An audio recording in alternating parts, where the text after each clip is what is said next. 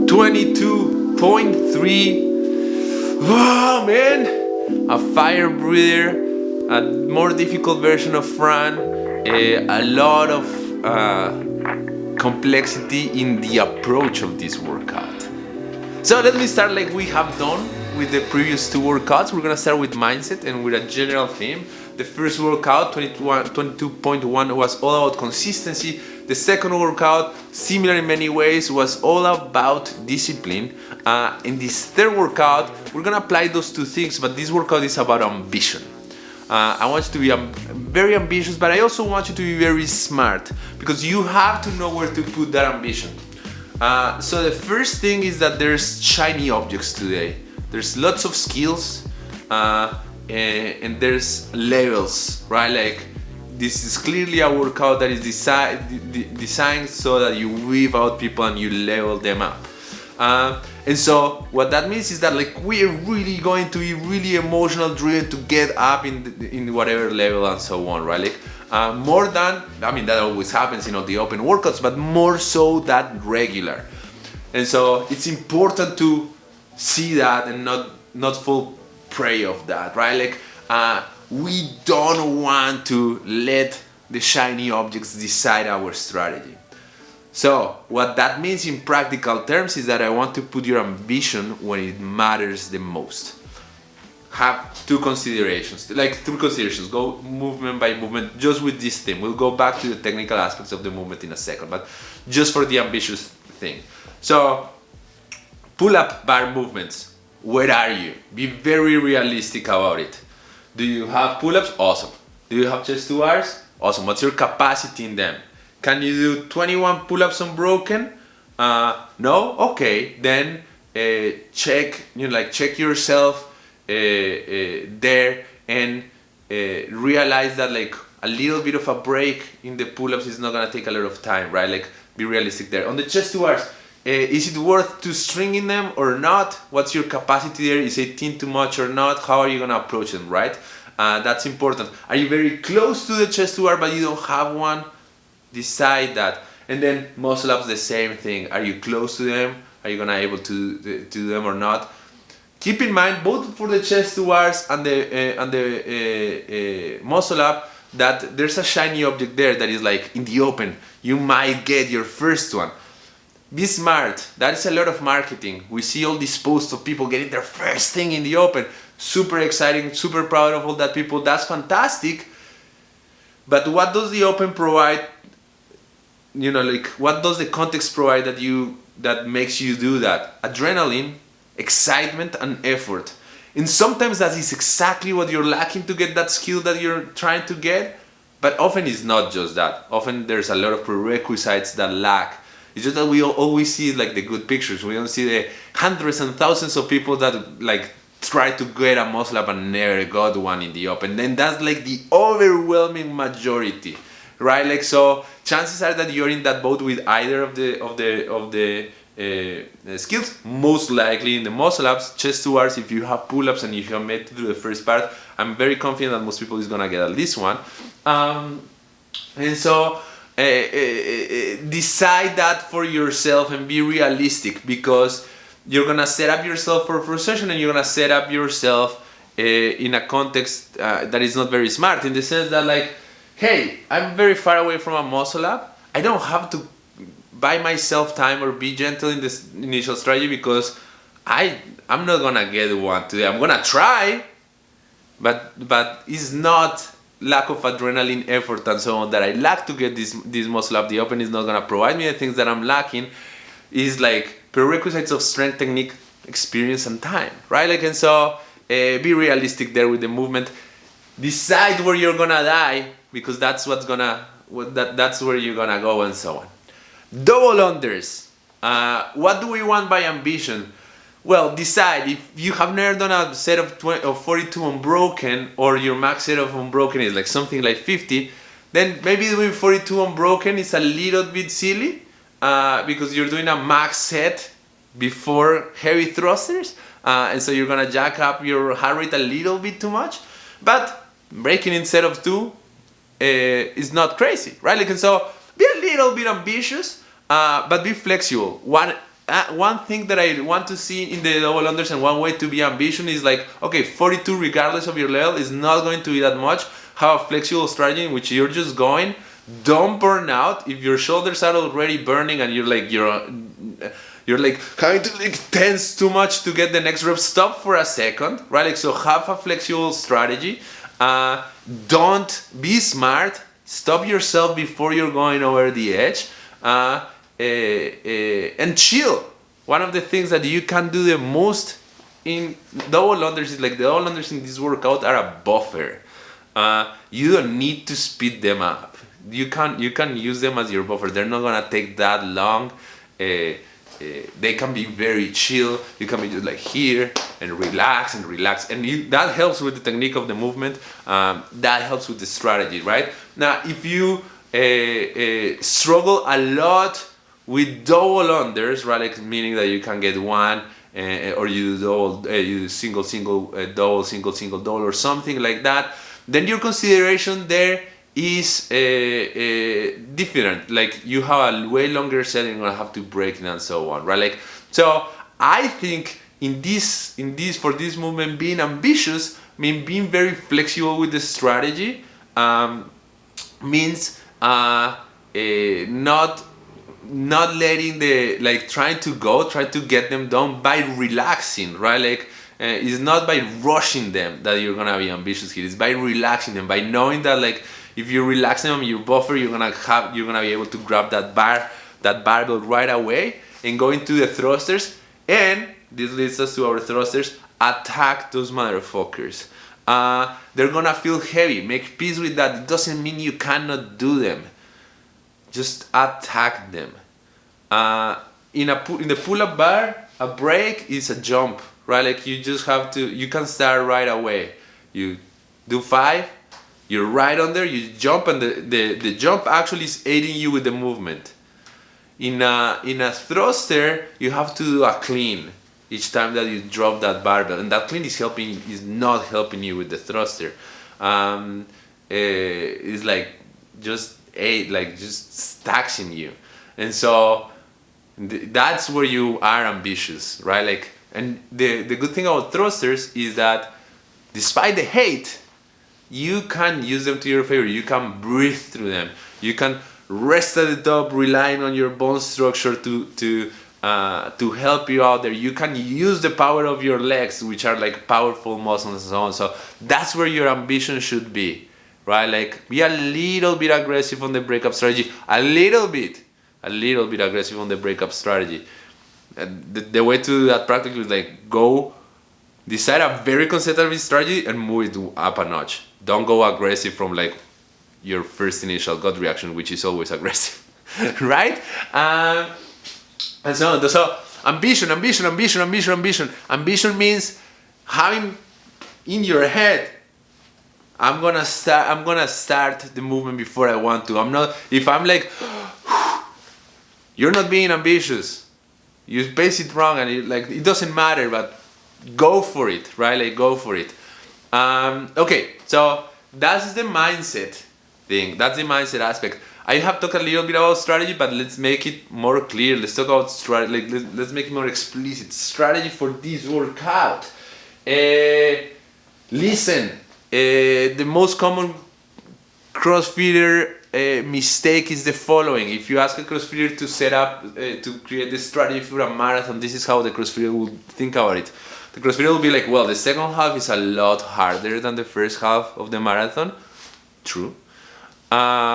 So what I'm going to do is I'm going to go really hard on that first part so that I buy myself time. So I'm going to go I'm going to do the first half of the marathon in an hour and a half. So at the second half, I have more time to do it because it's harder. And so I can do that second, I'll have like 2 hours to do it. And you're like, you just made the hardest part of the event harder on yourself and slower. That's the average CrossFitter. That's the logic always and forever. It's like, I'm gonna go really hard at the beginning so that I have more time to suck at the end. And so We all fall. I laugh because I'm there, right? Like we all there. That's exactly what we do. It's like it's the shiny objects and the avoidance of psychological and discipline, the psychological hardship and discipline that throws us there. But don't fall for that, right? Like so, think about it. So where do you have to? How do you have to set yourself up? And still, the theme is still ambitious, right? Like how are you gonna set yourself up? So if the chest to bars are like challenging to you, set you up properly so that it becomes easy. Make your life easy there. How I would do that? Drop it down a notch on the first set of pull-ups, just a little bit. Just be a little bit more conservative than what you can. And again, I'm saying to be ambitious. I know what I'm saying there, but be a little bit more conservative. Not super conservative, not as slow pace, but a little bit more conservative than what you can do. So that when you get to the chest to bars, you have the stamina to go. Remember, on the ambition goes more in the muscular movement, in the strength metabolic movement, the thruster, not so much on the pull-ups, right? Like, so if you struggle with chest to bar, be a little bit more conservative than you want on the pull-ups, so that when you get to the chest to bars, you have the oomph, right? Like so that you can keep grabbing that bar. When you're thinking about sets of chest to bars or even pull-ups or muscle-ups, one thing that I like to tell my athletes is think about the cost. Like how much, like the friction to entry, the friction to start the set. Because remember, ambition for us means start the set right away. So if a set of 5 chest to bars regularly sounds like, like a longer set of chest to bars to you, you're gonna be 1 second slower each time to jump on that barbell, just because there's so much friction and your brain is way smart, like your body system is way smarter than you, and so it's gonna ask you to rest. If the cost of entry is very easy to pay, you're like, it's just 2. You're gonna do just 2 chest to bars, and you're gonna keep jumping on that bar and jumping on that bar, and you're gonna be able to do what I'm asking you to do, which is to, motherfucker, jump on that bar 1 second before you want to. Like if you're like, I need a break, no you don't, you jump on that bar again, but the set has to be a little bit smaller, right? For both chest to bars and muscle ups, if that's where you're gonna have your battle, it's gonna be very useful, can you see me there? Yeah, to actually do singles, because you can jump from behind that bar,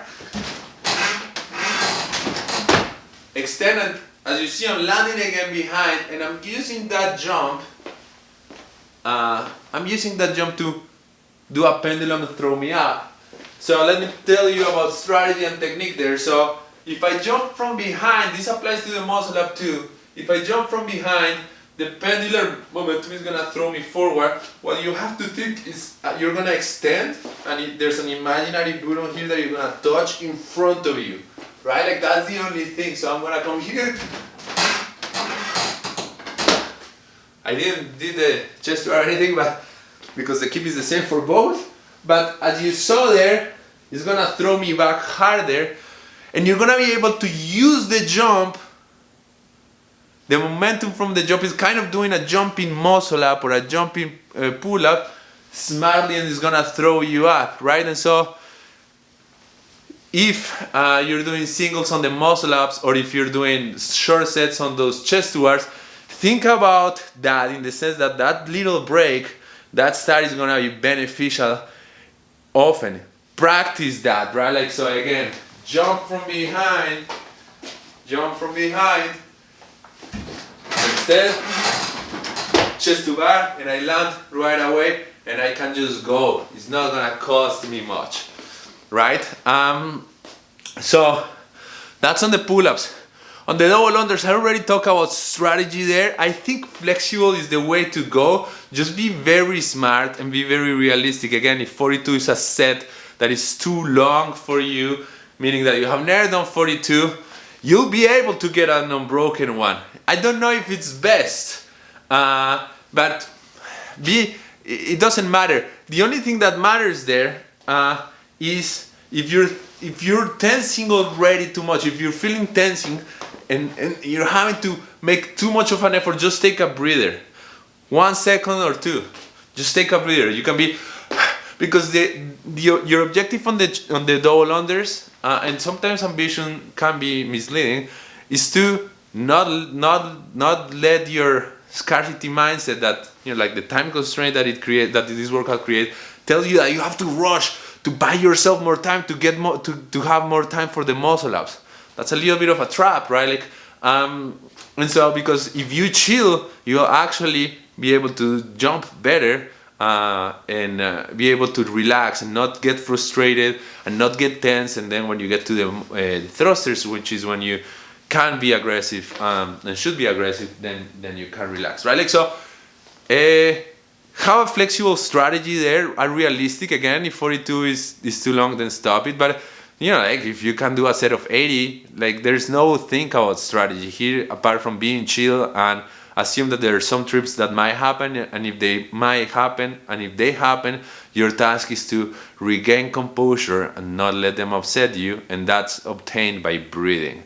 So I trip, I breathe, and I go back at it. And I think that in general should be a strategy for most people, like regardless of your skill level with the double unders. That's where the ambition comes. It's like, don't worry about how you're gonna break them. Just break them when you feel too tense, if at all. If you're not feeling tense, you're feeling awesome, keep going, but go chill, right? Like, be chill, like relax. Not just because the overall strategy of the workout, but because is going to help you with the movement itself. Nothing helps the double unders like relaxing, so that you don't have to jump super high and pike and so on, right? So that's the thing, that's the strategy there. And then with the thrusters, as I said, that's where the ambition comes.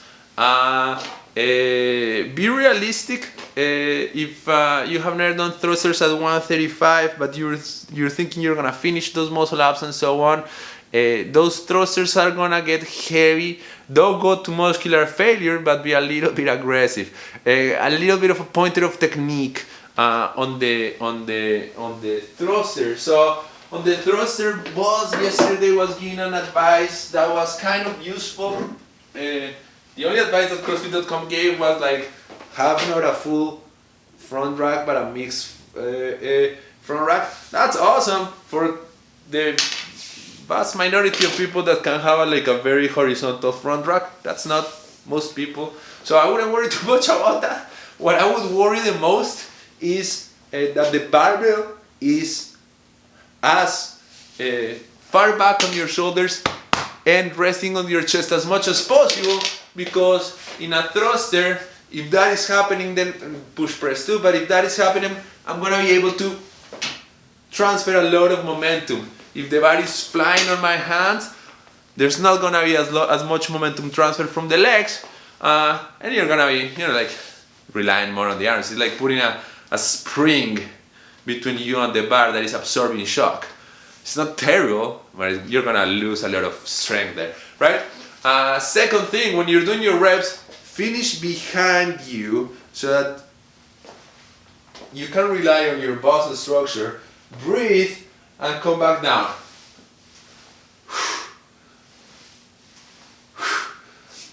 I know that you probably saw the guys yesterday on that workout pulling that bar actively down. I don't want you to slow it.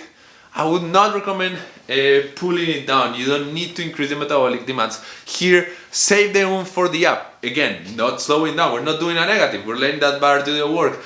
But don't worry about those efficiency tips that are for elite in most places. Again, if you extend and you have the bar here a little bit behind you, you're gonna be able to breathe and rely on that bone structure. Bring that barbell down and so on. Don't rush the movement. Bring the barbell to shoulder so that when you're squatting, the barbell is not in front of you. If you rush that descent, what will start happening is you're here and then you're gonna be here and then you're forward and then it's a little bit messy, right? So Again, don't slow it down, but do a nice descent so that the bar lands on your shoulder. You can be very vertical on the way up. Another thing, if you saw Annie Thor's daughter yesterday on the announcement doing the clean that they do when they don't open with mute hips, that's only matters if you're gonna go broken and you're saving energy and you have done it 700 times before. If you haven't and you feel comfortable, do it. But if not, it's not the moment to try it. Sometimes, oftentimes, in this kind of workout, remember this is sprint, so it's very metabolic. The combination of thrusters and pull-ups is a metabolic bomb, you know. I don't care how hard and how fast is your front, you probably have felt front cuff just by trying. If you add to that double unders, you know, like it's not a, I call it a buffer, and it can be, but it's not like that much of a buffer, right? In that metabolic mess, sometimes for some people, it depends on where you are, and you have to decide where you are. Actually, having a little bit of a buffer here and there is more productive than not, right? Like if your demands on your heart rate are too high, then efficiency on certain things, on certain details, you know, like it's gonna fuck you up, right? Like, and so just keep that in mind. Okay, that covers it for this workout. Again, ambition, but put it where it matters. Put it where you can control it. Pick that barbell up 1 second before you can. Jump to that bar a second before you can. Let go of the need of have unbroken double unders, and know that that's not what's gonna beat the battle. Move well. Attack those thrusters. Don't let them tell you that you can't just because they feel heavy. Thrusters always do. And don't let the time and the scarcity, right? Like that scarcity mindset that is like, I need to buy myself time so that the skill that is the hardest, I'm gonna do it. Don't let that dictate your strategy. Don't think from a place of abundance. You're gonna be able to do what you want, and set yourself up so that, like, hey, I can go far. Like, I don't have to like buy myself as much time, because, you know, like that's not an ambition mindset. That's a scarcity mindset. It's like, I don't have enough, so I have to like save as much as I can. Don't buy organic, right? And so that is it. Be ambitious, be smart. Listen, the work was done the year before. Awesome if you get some candies here, but if not, it's the time to like show what you did. That's what matters, right? Like, focus on that. Focus on what you know. Focus on what you know. Focus on what you have done there, and be ambitious, be smart. That's it. Have fun.